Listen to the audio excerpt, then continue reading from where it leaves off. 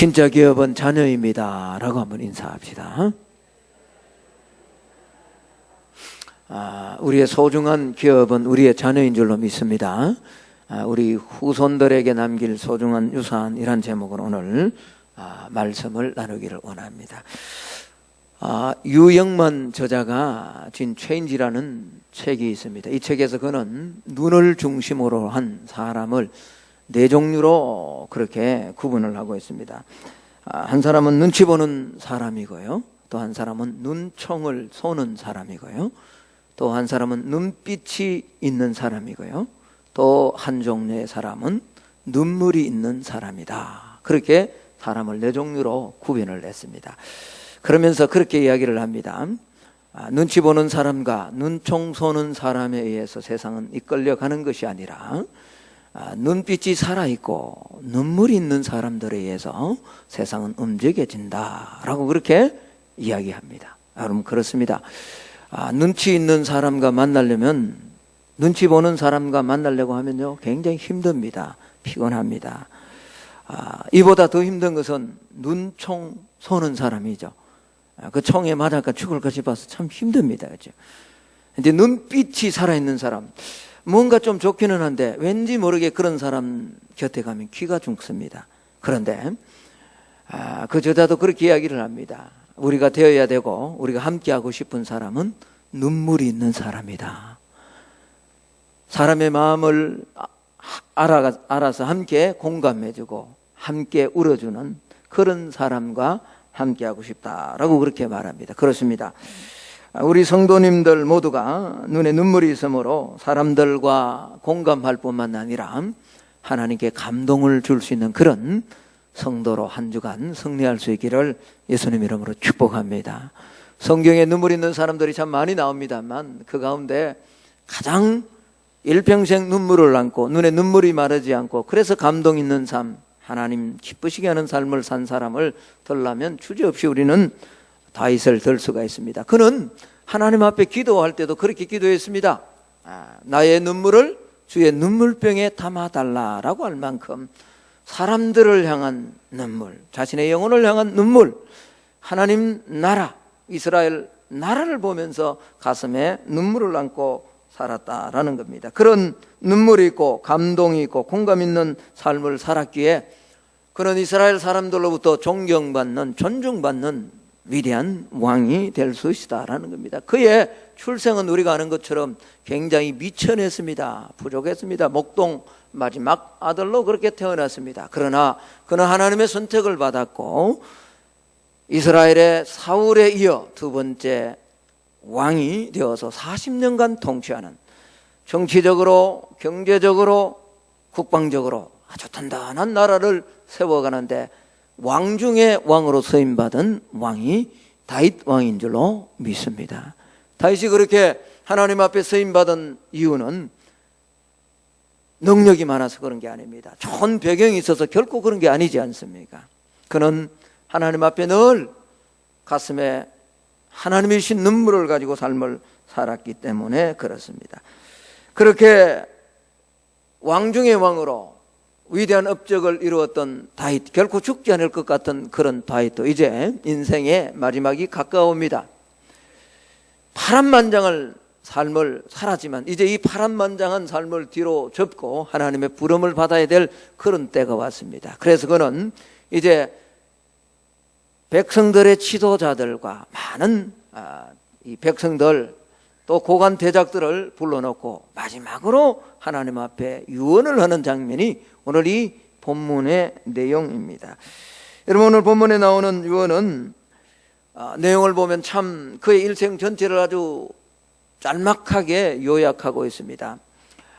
그는 하나님 앞에 성전을 짓고 싶었습니다. 아름다운 성전을 통해서 하나님이 기뻐하는 귀한 삶을 살기를 소망했습니다. 그러나 하나님은 그에게 성전은 피가 있는 곳이 아니다, 싸움 있는 곳이 아니다, 성전은 피 흘린 자가 결코 지을 수 없는 것이다 라고 그렇게 하셔서 자신은 하나님의 성전을 짓고 싶었지만 그 성전을 하나님께서 짓지 못하게 하셨다라고 백성들에게, 지도자들에게 그렇게 먼저 설명을 합니다. 자, 오늘 우리가 읽었던 28장 1절에서 3절 말씀을 한번 보십시오. 제가 읽습니다. 다윗이 이스라엘 모든 고관들 곧 각 지파의 어른과 왕을 섬기는 반장들과 천부장들과 백부장들과 및 왕과 왕자의 모든 소유와 가축의 감독과 내시와 장사와 모든 용사를 예루살렘으로 소집하고, 이에 다윗 왕이 일어서서 이르되 나의 형제들 나의 백성들아 내 말을 들으라. 나는 여호와의 언약궤 곧 우리 하나님의 발판을 봉헌할 성전을 건축할 마음이 있어서 건축할 재료를 준비하였으나. 3절 우리 같이 한번 읽습니다. 시작. 하나님이 내게 이르시되 너는 전쟁을 많이 한 사람이라 피를 많이 흘렸으니 내 이름을 위하여 성전을 건축하지 못하리라 하셨느니라. 자신은 하나님의 성전을 아름답게 건축하고 싶지만 하나님께서 피를 많이 흘렸기 때문에 이 성전을 건축할 수 없게 하셨다라고 원인을 설명합니다. 그리고 하나님께서 솔로몬을 통하여 성전 지을 것을 명하셨으므로 솔로몬을 왕으로 계승하고 그리고 성전을 짓도록 하겠다라는 요지의 말을 합니다. 그 내용이 7절, 8절까지 내용입니다. 그리고 이제 지도자들과 백성들에게 했던 이 말씀 후에 다윗은 자신의 인생에 가장 소중하고, 아니 하나님 나라에 가장 중요한 역할을 해야 될 자신의 아들 솔로몬에게 오늘 마지막 유언을 남깁니다. 특별한 부탁의 유언을 납니다. 오늘 9절에 읽은 내용인데, 여러분 이 자신의 아들, 다시 말하면 왕위를 계승해서 하나님 나라를 세워가야 될 이 솔로몬에게 다윗은 아주 귀한 유언을 줍니다. 오늘 이 다윗이 솔로몬에게 하는 이 유언의 말씀은 우리 믿음의 백성들이, 믿음의 사람들이, 우리의 후손들, 우리의 자손들에게 남겨줄 가장 소중하고 귀한 유산이 이 안에 담겨져 있다라는 겁니다. 그래서 오늘 이 본문을 중심으로 우리는 우리 후손들에게 어떤 유산을 물려줘야 될 것인가 함께 살피면서 은혜를 나누기를 원합니다. 여러분, 믿음의 사람들이 후손들에게 남겨줘야 될 최고의 유산은 하나님을 알게 하시는 것입니다. 우리의 자손들이 하나님을 잘 알아야 된다는 거죠. 자, 오늘 28장 9절 말씀을 한번 보십시오. 내 아들 솔로몬아, 너는 내 아버지의 하나님을 뭐 하라고요? 알아라, 알아라. 자, 우리 옆 사람과 한번 인사합시다. 하나님을 아는 것이 최고의 복입니다 라고 한번 인사합시다. 믿습니까? 하나님을 아는 것이, 여호와를 아는 것이 지식의 근본이고 하나님을 아는 것이 최고의 복인 줄로 믿습니다. 여러분, 왜 하나님께서 여호와를 아는 것이 지식의 근본이라고 그렇게 말씀을 할까요? 하나님을 알아야 참된 행복이 있습니다. 여러분, 하나님을 알 때 세상을 알 수 있고요. 우리가 오후 예배 때 인간론을 좀 공부를 이제 시작했습니다만, 하나님을 제대로 알아야 인간이 어떤 존재를 알게 됩니다. 하나님을 바로 알 때요, 세상의 진리와 세상에 살아가는 방법의 궁극적 목적이 어디가 되어야 될 것인가를 알 수가 있기 때문에 그렇습니다. 하나님을 알아야 하나님을 어떻게 섬기고 어떻게 해서 하나님과 함께 동행하고, 그렇게 동행함으로 어떻게 하나님과 함께 아름다운 추억을 만들 수 있는지 알기 때문에 세상에 많은 지식들이 있지만 그 지식 가운데 가장 근본되는 지식은 바로 여호와를 아는 것이 지식의 근본이다라고 그렇게 말했습니다. 그래서 다윗은 아들 솔로몬을 오늘 왕위로, 왕 후계로 그렇게 세우면서 마지막 부탁을 하는데, 너는 내 아비의 하나님을 알아라 라고 그렇게 말합니다. 그렇습니다. 우리가 하나님을 잘 알면 하나님의 은혜와 하나님의 사랑과 하나님의 복을 누릴 수 있습니다. 그러나 하나님을 제대로 알지 못하기 때문에 하나님 원하시지 않는 삶의 방향으로 나아감으로 사람은 진노를 받고 또 심판과 재앙을 만나기도 하기 때문에 하나님을 아는 것이 가장 소중한 지식이다. 그래서 호세아 선지자도 그렇게 말합니다. 호세아서 5장 6절에서 이스라엘 백성들이 망해가는데 망해가는 이유는 다름이 아니라는 거죠. 내 백성이 지식이 없어 망하는데 그 지식은 세상의 지식이 아닙니다. 로봇 시대, 첨단 과학 시대, 이런 과학과 세상의 지식, 학문이 부족해서 하나님의 백성이 망하는 것이 아니라, 하나님의 백성이 망하는 이유는, 하나님의 백성이 진노를 받는 이유는, 재앙을 받는 이유는 다름이 아니라 여호와를 아는 지식이 없어서 망한다. 그래서 호세아 선지자는 외칩니다. 오라, 우리가 여호와를 알자, 힘써 여호와를 알자라고 그렇게 말씀하고 있습니다. 그렇습니다. 우리가 하나님을 힘써 알 때 우리는 하나님의 뜻을 알게 되고 하나님이 기뻐하는, 하나님과 동행하는 삶을 살아갈 수 있을 것입니다. 그래서 다윗은 오늘 자신의 아들에게 그렇게 말합니다. 무엇보다도 제일 먼저 네가 알아야 될 것은 내 아비의 하나님을 알아야 된다. 여러분, 하나님을 아는데 다윗이 그렇게 이야기를 합니다. 네 아비, 물론 아비라는 이 말은 좀 단순히 솔로몬의 아비가 누구죠? 다윗이죠. 자신이죠. 그러나 단순히 자신만을 이야기하는 것은 아닙니다. 이 아비라고 할 때 히브리 아비는요, 선조, 조상들 전체를 또 아비라고 합니다. 그래서 할아버지도 아버지고요. 히브리 언어가 똑같다고요. 그 할아버지, 정조 할아버지도 아비고요. 아비입니다. 예. 그러니까 조상대대로 자신들의 삶, 조상들의 삶을 이끌고 지켜주시고 움직여 주셨던 그 하나님을 알아야 된다. 특별히 다윗은요, 네 아비의 하나님을 알라라고 할 때 나를 인도해 주시고 나를 이끌어 주시고 나를 위기에서 구해 주신 그 하나님을 네가 알아야 된다라고 그렇게 말합니다. 여러분 다시 한번 보십시오. 9절입니다. 내 아들 솔로몬아, 너는 내 아버지의 하나님을 알라. 내 아버지의 하나님. 다시 말하면 나를 어떻게 인도하시고 나에게 어떻게 은혜를 베풀어 주신 그 하나님, 그 하나님을 네가 먼저 알아야 된다라고 그렇게 말합니다. 여러분, 다윗이 섬기던 하나님이 어떤 하나님입니까?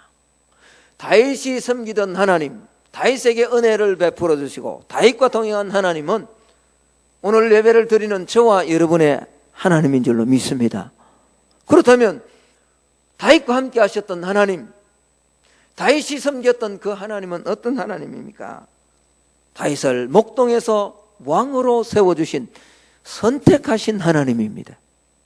저와 여러분을 하나님의 자녀로 삼아주셔서 오늘 이 자리에 있게 하신 그분이 우리의 하나님인 줄로 믿습니다. 그렇죠. 다윗은 여러분 이걸 단순히 목동에서 왕이 되었다, 낮은 자리에서 높아졌다라고 이렇게만 보면 안 됩니다. 하나님이 꼭 그렇게 모든 사람을 택하셔서 세상에서 낮은 자에서 다 왕이 된다면 백성은 누가 하고 지도자는 누가 합니까? 하나님 절대로 그럴 분이 아닙니다. 오늘 새벽에도 우리가 말씀을 살폈습니다만 하나님은 어떤 사람에게는 10머나를 주시고 어떤 사람에게는 5, 어떤 사람은 1머나를 줍니다. 5달란트 주기도 하고 10달란트를 주기도 하고 1달란트를 주기도 합니다. 그 은사는 각각 다릅니다. 어떤 사람은 왕으로 세워주고 어떤 사람은 지도자로, 어떤 사람은 백성으로 세워줍니다. 그러나 오늘 다윗을 하나님의 자녀되게, 하나님의 일을 감당하도록 하나님은 다윗을 선택해 주셨다. 그분이 나의 하나님입니다. 네가 그 하나님을 알아야 된다라는 거죠. 여러분, 우리를 하나님의 자녀 되게 하시고요, 이 세상에 빛과 소금의 역할을 감당할 수 있도록 선택해 주신 분은 우리 하나님인 줄로 믿습니다. 지난주에 우리 하나님의 주권과 우리 인간의 자유, 의지, 선택에 대해서 잠시 살폈습니다. 여러분, 인간의 자유, 의지보다 훨씬 더 중요한 것은 하나님의 주권입니다. 하나님이 저와 여러분에게 은혜를 택하여 주시지 않았다면, 은혜를 베풀어 주시지 않았다면, 하나님의 은혜로 믿음을 선물로 주시지 않았다면 저와 여러분 하나님의 자녀가 될 수 없었습니다. 다윗이 왕이 될 수 있던 것은 다윗의 어떤 조건이 아니라 하나님이 다윗을 선택해 주셔서 그는 목동에서 이스라엘 백성들을 하나님의 백성으로 만들어가는 그 왕의 역할을 감당할 수 있었다라는 거죠. 그래서 다윗은 오늘 아들 솔로몬에게 너를 왕으로 세운 그분을 바로 알아야 된다라는 겁니다. 여러분, 다윗이 섬겼던, 다윗이 만났던 하나님은 어떤 하나님입니까? 골리앗과 싸워서 이기게 하신 하나님이 다윗의 하나님인 줄로 믿습니다. 골리앗은 대적이죠. 우리가 감당할 수 없는, 인간의 힘으로는 어떻게 할 수 없는 그런 거대한 대적이 골리앗입니다. 다윗에게만 골리앗이 있는 것이 아니라 오늘 이 시대를 살아가는 저와 여러분에게도 여리고성과 같은, 골리앗과 같은 이런 존재는 수없이 우리의 삶을 방해합니다. 그러나 그런 골리앗과 같은 대적 앞에서도 하나님은 우리로 하여금 승리하게 만들어 주실 줄로 믿습니다. 솔로몬아, 네가 그 하나님을 알아야 된다. 골리앗을 보지 말고 골리앗 넘어서 역사하시는, 함께하는 그 하나님, 너에게 싸울 수 있는 힘과 능력을 주는 그 하나님을 네가 알아야 된다라고 그렇게 말합니다. 뿐만 아니라 다윗이 만난 하나님은 사울의 위협에서 지키시고 보호해 주셨던 하나님입니다. 광인이 되어서, 미친 사람이 되어서 자신의 사울 사위와도 같은 그 다윗을 13년간 쫓아다닙니다. 그렇게 쫓아다니는 위협과 그 협박 속에서도 하나님은 다윗을 지키시고 보호해 주셨습니다. 우리가 세상을 살아갈 때 얼마나 많은 위험이 있습니까? 그런 위협 가운데도 하나님은 반드시 하나님의 백성, 사명을 가진 자를 지키시고 인도해 주시는 그 하나님을, 그 하나님의 보호하심을 솔로몬이여 너는 알라라고 다윗은 말씀하고 있는 겁니다. 뿐만 아니라 자신은 실수로 엄청난 죄를 범했습니다. 우리의 아내 바세바를 범했습니다. 그러나 눈물로 침상을 적시며 간절하게 회개할 때, 온전하게 회개할 때 자신의 모든 죄를 용서하시고 다시금 성령으로 회복시켜 주셨던 분이 다윗이 만난 하나님입니다. 오늘 다윗은 이 하나님을 네가 먼저 알아야 된다. 이것이 네가 왕으로 삶을 살아가면서, 왕으로 직무를 감당하면서 알아야 될, 가져야 될 최고의 자산이다라고 다윗은 솔로몬에게 말씀하고 있습니다. 여러분, 이것은 다윗이 솔로몬에게만 주어야 될 그런 유산이 아니라 오늘 예배를 드리는 저와 여러분이 우리 자녀들에게 물려줘야 될 유산인 줄로 믿습니다. 여러분, 자녀들에게 뭘 주려고 이렇게 분주하게 삶을 살아가십니까? 지난 한 주간 무엇 때문에 그렇게 바쁘다고 하면서, 힘든다고 하면서, 피곤하다라고 하면서 그렇게 삶을 사셨습니까? 우리의 삶의 궁극적 목적은 어쩌면 진짜 우리의 기업인 우리의 자손들에게, 우리의 자녀들에게 좋은 것을 물려주기 위해서 그렇게 어쩌면 분주하게 다녔는지도 모릅니다. 그러나 정말 중요한 것은 우리 자녀들에게 물려줄 최고의 유산은 하나님을 아는 지식인 줄로 믿습니다. 두 번째는요, 그렇게 말합니다. 다윗이 솔로몬에게 하나님을 잘 섬겨야 될 것에 대해서 유언으로 부탁하고, 이게 후손에게 남겨줄 가장 큰 유산 가운데 하나라는 거죠. 다시 9절로 돌아갑니다. 9절 말씀 한번 보십시오. 다시 읽습니다. 내 아들 솔로몬아, 너는 내 아버지 하나님을 알고 온전한 마음과 기쁜 뜻으로 뭐하라고요? 섬기라. 옆 사람과 한번 인사합시다. 하나님을 섬기는 것이 복입니다. 여러분, 복된 사람들이 될 수 있기를 예수님 이름으로 축복합니다. 하나님을 섬기는 것, 성경은 여러 곳에서 하나님을 잘 섬기라고 명령하고 있습니다. 하나님이 뭐가 부족해서 섬기라라고 말하지 않습니다. 하나님은 금도 내 것이고 은도 내 것이고 이 모든 세상의 주권자, 주관자가 우리 하나님인 줄로 믿습니다. 그런데 왜 하나님은 우리를 향해서, 백성들을 향해서, 하나님의 자녀들을 향해서 하나님의 자녀들로 하여금 섬기라라고 할까요? 그 섬김을 통해서 하나님을 알게 되고 그 섬김 안에 참된 인간이 누려야 될 복이 그 안에 숨어 있기 때문에 그렇습니다. 예배를 온전하게 드릴 때 하늘의 평화가 임합니다. 기도할 때 삶의 사단의 세력과 어둠의 세력들이 물러가는 역사들을 경험하게 됩니다. 전도하고 복음을 전하면서 싫은 소리도 한번 들어보고 나쁜 소리도 한번 들어볼 때 우리 안에 있는 이 생명의 소중함이 얼마나 귀한 것을 알게 되죠. 하나님은 하나님의 백성들을 향해서 섬기라라고 그렇게 말씀을 합니다. 하나님이 뭐가 부족해서 그런 건 아니죠. 여러분, 이 세상 모든 것은 하나님의 것인 줄로 여러분 인정하십니까? 그럼에도 불구하고 저와 여러분을 통해서 미천한 연약한 저와 여러분을 통해서 하나님 섬기라라고 하는 것은 우리를 통해서 무언가 얻기 위한 것이 아닙니다. 우리의 삶의 진정한 복을 하나님은 베풀어 주시기 위해서 하나님께서 섬기라라고 그렇게 말씀을 하고 있는 거죠. 신명기 6장 13절에 보면 여호와를 경외하며 섬겨라라고 그렇게 말합니다. 출애굽기 10장에도요, 여호수아 22장에도 성품을 다하여 그를 섬길지니라라고 그렇게 말씀을 하고 있습니다. 마치 자녀가 부모를 섬겨야 하는 것처럼 하나님의 백성은 하나님을 섬겨야 된다. 왜? 그 섬김을 통해서 참된 기쁨과 참된 행복과 참된 평안을 누릴 수 있기 때문에 그렇습니다. 그런데 오늘 다윗은 하나님을 섬길 때 그냥 섬기지 말고 온전한 마음으로 섬겨라 말합니다. 온전한 마음. 여러분, 온전한 마음이 뭘까요? 우리 인간 논을 하면서 이제 계속 알아가야 됩니다. 이 마음, 참 힘든 게 마음입니다. 세상에서 가장 지키기 힘든 것도 뭐죠? 우리의 마음입니다. 마음에서 뭐죠? 생명에 뭐가 나오죠? 권한이 나와요. 생명의 권한이 마음에 있잖아요. 그런데 온전한 마음으로 하나님을 섬긴다. 어떻게 하는 것이 온전한 마음일까요? 여러분, 오늘 다시 한번 보세요. 이렇게 말합니다. 이 하나님을 알고 온전한 마음과 온전한 마음. 도대체 어떻게 해야 온전한 마음입니까?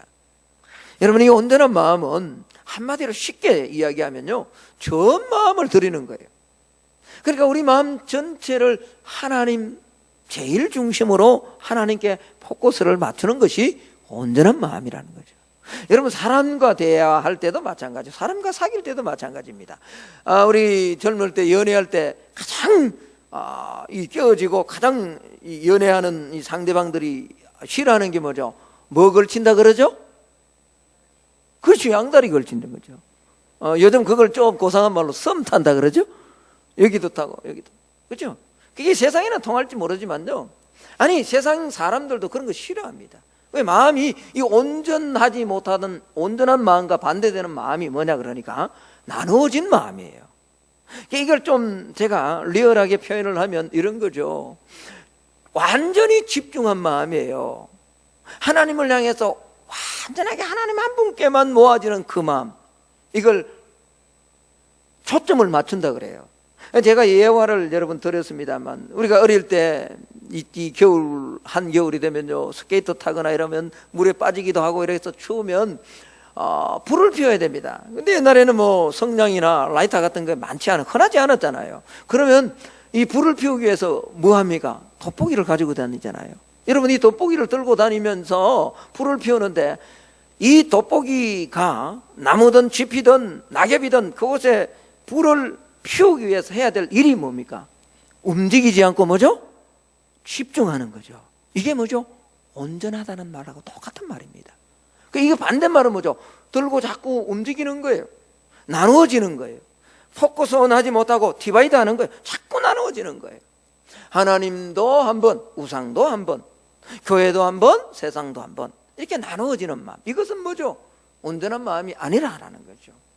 여러분, 우리가 세상을 살아가며 정말 우리는 우리 의지로 하나님을 그렇게 한번 섬기기를 소망합니다. 성도라면 다 그렇게 섬기려고 노력도 하고 그런 결심도 합니다. 그러나 저와 여러분의 결심과 의지만으로 안 되는 것이 우리의 마음이잖아요. 그러기에 우리는 우리의 자녀들에게 하나님을 온전히 섬기고 우리가 하나님을 온전히 섬기기 위해서 하나님의 도움이 필요한 줄로 믿습니다. 그래서 우리는 이번 한 주간 한번 특별이라는 새벽 기도가 사실 어떤 목사님은 그럽니다. 이런 거 다 없애야 된다. 한국교회 이런 걸 좀 없애야 된다. 그렇게 이야기를 합니다. 그러나 한번 집중해서 우리가 하나님 앞에 우리 자녀들의 문제를 놓고 한번 기도하자는 거죠. 여러분, 이번 한 주간 온 마음으로 하나님을 섬기는 그런 저와 여러분이 되기를 축복합니다. 또 하나는요, 하나님을 섬기되 기쁜 마음으로 섬겨야 된다고요. 신앙생활에 기쁨이 있기를 예수님 이름으로 축복합니다. 헌신을 하고 봉사를 하고 교회 나와서 좀 청사를 하고요, 또 차량 운행을 하고 어떻게 충성하든 봉사하든 그 안에 기쁨이 있기를 예수님 이름으로 축복합니다. 기쁨이 없으면 그건 노동이 됩니다. 결코 하나님 섬기는 예배가 안 됩니다. 지금 이 자리에 있는 이 앉아있는 이것도요, 기쁨으로 앉아있어야지 또 다른 마음이 있어서 이 시간을 때우려고 하면요, 여러분 지금 무슨 생각을 하냐고는 앞에 시계가 없어서 그렇습니다만 늘 볼 게 뭐죠? 지금 몇 분 됐나 이것만 봐요. 그렇죠. 그건 노동입니다. 그건 고통이죠. 그렇잖아요. 우리가 하나님을 섬길 때 우리 안에 성령께서 하늘 문을 열어주셔서 은혜로 기쁨과 즐거움으로 하나님을 섬길 수 있는 이런 은혜가 우리 안에 있어지기를 예수님 이름으로 축복합니다. 자, 그게 자신의 삶의 일평생 살아온 삶의 복이었기 때문에 다윗은 아들 솔로몬에게 너도 그렇게 살아, 이게 가장 중요한 핵심이다, 인간이 하나님의 자녀가 가져야 될 키포인트다라고 그렇게 말을 합니다. 그러나 우리가 기억해야 될 것이 있습니다. 이렇게 오늘 하나님을 알아가고요, 또 하나님을 온 마음을 다해 섬기고 기쁜 마음으로 섬기는데도 저와 여러분은 이 땅의 삶을 살아가기 때문에 원하지 않는 인생의 파도를, 우리가 원하지 않는 삶의 절벽들을, 큰 난관들을 우리 삶에는 만날 수 있다는 겁니다. 그때 다윗은 솔로몬에게 그렇게 이야기합니다. 나도 그런 삶을 살았는데, 나도 하나님을 잘 알고 그래서 하나님의 뜻대로 살려고 몸부림쳤고 그렇게 온 마음을 다해 하나님을 섬겼고 기쁜 마음으로 하나님을 섬겼는데, 그런데도 내 인생에 여러 가지 환난들이 닥치더라. 그때 내가 어떻게 한 줄 아니?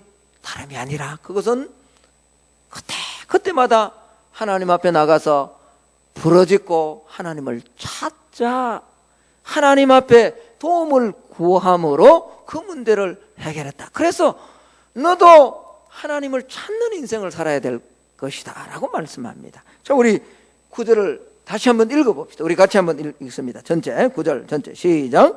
내 아들 솔로몬아, 너는 내 아버지의 하나님을 알고 온전한 마음과 기쁜 뜻으로 섬길지어다. 여호와께서는 모든 마음을 감찰하사 모든 의도를 아시나니 내가 만일 그를 찾으면 만날 것이요 만일 내가 그를 버리면 그가 너를 영원히 버릴 것이라. 솔로몬을 향해서요, 다윗이 하는 유언이 뭡니까? 하나님을 뭐 하라고요? 찾으라 라고 그렇게 말합니다. 여러분, 저와 여러분의 삶에도 신앙의 삶을 온전히 달려가는데, 기쁨으로 하나님을 섬기는데, 온전한 마음으로 섬기는데, 그러다가 우리의 삶에 난관이 오고 어려움이 올 적에 포기하는 것이 아니라 우리의 도움이 되시는 하나님을 찾을 수 있기를 주의 이름으로 축복합니다. 이게 뭐죠? 우리의 자녀들에게 남겨줄 최고의 유산이다라는 겁니다. 여러분, 이런 유산은 그냥 우리 자녀들에게 너 이렇게 살아라 라고 해서 되는 것이 아닙니다.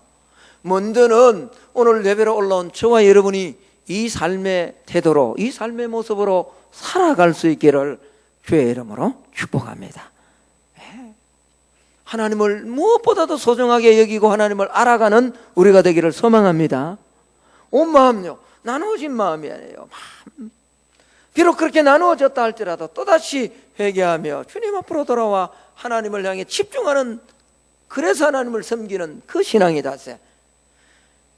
세월이 가면 나도 모르게 기쁨과 감격이 사라져서 냉랭하게 신앙생활하는 그 신앙생활에서 다시 한번 엎드리고 하나님을 찾음으로 기쁨이 회복된, 기쁨이 충만한 모습으로 하나님을 섬기는 그 신앙이 오늘 예배로 올라온 우리 모두에게 있어지기를 주의 이름으로 축복합니다. 이런 유산들을 계속 심어나가야 된다. 이제 말씀에 좀 결론을 맺을까 합니다. 여러분 장지오노라는 이 작가가 쓴 나무를 심는 사람들이라는 책이 있습니다. 이 책은요, 여러분 마음만 먹으면 누구든지 어르신들도요 한 2시간 안에는 읽습니다. 제가 한 40분, 50분 만에 읽은 책이니까요. 그러니까 뭐 적은 분량은 아닙니다. 그러나 많은 분량도 아니고요. 아주 단편 그런 소설인데 너무 감동되는 내용이 있어요. 제가 내용을 좀 소개를 해드릴 테니까 여러분 꼭 좀 읽어보시고 여기 우리가 얻어야 될 교훈이 많아요. 이 내용을 제가 좀 소개하면서 오늘 말씀의 결론을 맺을까 합니다. 한 젊은이가 알프스 산맥의 고원지대를 산책을 합니다. 그러다가 그 지역은 이 어느 한 마을에 도착하는데 그 마을은 나무를 베어서 숯을 만들어서 파는 그 돈으로 사는 그런 마을에 도착을 했습니다. 그런데 거기 가보니까 주변에 뭐 나무들을 다 베어내니까 황량해지고 이제 거기 너무 사람들의 이 관계가 삭막해진 거예요. 점점 나무를 베고 숯을 만들다 보니까 주변이 점점 황량해져 가는 거죠. 그래서 서로 반목이 생기고 미움이 생기고 갈등이 있고요. 사람들 가운데는 우울증을 낳는 사람들이 막 생겨나고 심지어는요 그 우울증 정신병으로 자살까지 시도하는 그런 사람들이 있는 그런 곳에 도착을 했습니다. 그런데 그곳에서 물을 찾는 중에 이 젊은이가 목동인 양을 치는 목동인 엘자아르 부피에라는 이 목동을 만납니다. 그런데 이 목동은 아내와 자식을 잃고 도시에서 살 수 없는 그런 형편이 되어서 홀로 그곳에 와서 양을 치며 살아가는 그런 사람입니다. 이 젊은이가 이 목자의 집에 날이 저물어서 좀 머물 수 있습니까? 라고 그렇게 이야기를 합니다. 그랬더니 이 목자가 엘자르 부피에가 좀 들어오라고 같이 이제 밤을 새우는데 그 밤에 이 엘자르 부피에가 도토리 주웠던 도토리를 탁자 위에 올려놓고는 이 가르기 시작합니다. 좋은 것과 나쁜 것을 밤새 이렇게 가릅니다. 그리고는 다음날 아침 갈랐던 도토리 가운데 100개를 주워서 어디론가 갑니다. 그 가서 보니까 이 엘자르 부피에가 그곳에서 도토리를 심는 거죠. 나무를 이 씨앗을 심는 거죠. 그리고 다음날 또 뭐죠? 이 씨앗을 심습니다. 이 황무지는요 그의 땅도 아니고요, 그는 누가 이것을 심으라라고 해서 심는 것이 결코 아니었습니다. 강요하는 사람도 또 없었습니다. 그러나 이 엘자르 부피의 양치기는 아주 신실하게 그 일을 계속합니다. 젊은이는 이런 양치기 목자의 알 수 없는 품위에 깊은 인상을 받습니다. 그리고 이 목자와 헤어지고요, 이 젊은이는 1차 대전을 맞이합니다. 그리고 이 대전에 참여한 다음에 전쟁이 끝난 후 다시 그 마을을 찾습니다. 그런데 놀라운 일이 일어나는 거죠. 자신이 1차 대전에 참여하고 다시 방문하는 그동안에 이 엘자르 부피에가 심어놓았던 나무들이 막 자라난 거죠. 처음 보았을 때 심었던 나무들은 이제 성장해서 큰 숲을 이루고 있습니다. 그러던 사이에 또다시 2차 대전이 발생합니다. 주변에 많은 삼림, 이 철도나 이런 화력이 필요해서 삼림들이 막 제거되는데 이 엘자르 부피에가 심어놓았던 이 지역만큼은 거리가 너무 멀어서 채산성이 없는 거죠. 도로와. 그래서 그 지역은 보호됩니다. 그럼에도 불구하고 양치기는 계속해서 나무를 심고 있습니다. 오랜 후에 젊은이가 다시 그곳을 찾았을 때 놀라운 일이 벌어집니다. 그 황량하던 숲을 만들던 그 마을에 서로 미워하고 갈등하고 반목하고 사랑하지 못하고 우울증이 있고 정신병이 있던 그 자살까지 시도하던 그 마을에 놀라운 일이 벌어나는 거죠. 숲이 우거지니까 뭐죠? 새들이 찾아오고요, 없던 강물이 흐르기 시작하고요, 그리고는 사람들 간에 웃음이 피어나기 시작했다는 거죠. 오랜 세월. 물론 여러분 이 소설을 어떤 학자는 뭐 이게 사실이다, 실제로 있었던 이야기다, 또 어떤 이 후기를 보니까 그렇지 않다라고 그렇게 나무를 심게 하기 위해서 만든 작품이다라고 그렇게 이야기를 하겁니다. 그런데 저는 그렇게 생각하고 싶어요. 정말로 이런 모습이 우리의 신앙 가운데도 있어야 된다는 거죠. 지금 당장 뭔가 이루어질 것이 아니라 긴 세월을 바라보며 우리가 자녀를 양육하고 후손들에게 뭔가 아름다운 걸 남긴다는 것은 내 시대에 뭔가 보는 것이 결코 아닙니다. 우리가 심어 놓았을 때 연약하고 황량하고 황무지 같은 그 땅이 아름다운 숲을 이루는 열매를 내는, 그래서 많은 새들이 와서 쉼과 안식을 구할 수 있는 그런 숲으로 변화될 수 있을 줄로 믿습니다. 기도해야죠. 심어야죠. 부모가 해야 될 일은, 부모가 손들에게, 자손들에게 줘야 될 것은 심는 일인 줄로 믿습니다. 우리가 자녀들을 위해서 뭘 심을까요? 가장 남겨줄 수 있는 강력한 유산은 물질이 아닙니다. 그 물질을 움직이고 계신 하나님을 알게 하는 지식인 줄로 믿습니다. 눈물인 줄로 믿습니다.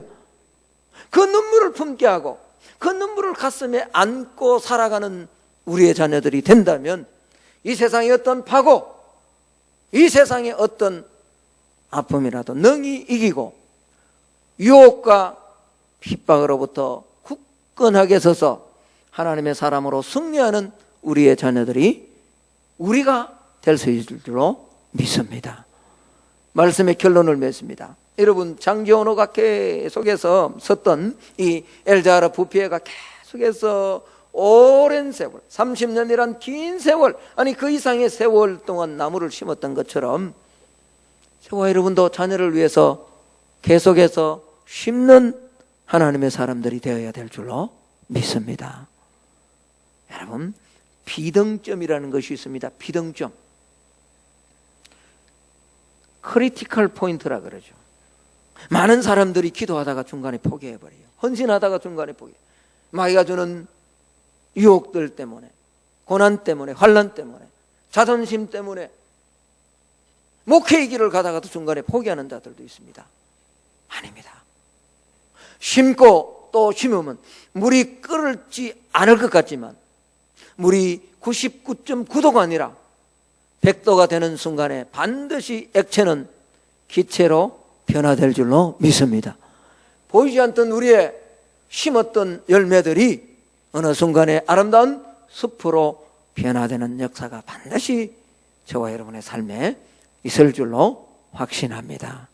이번 한 주간 그 믿음, 그 마음 가지고 우리 자녀들에게 남겨줄 수 있는 최고의 유산을 우리 자녀들에게 주는 그런 삶을 살아가는 오늘 예배로 올라온 우리 모두가 될 수 있기를 예수님 이름으로 축복합니다.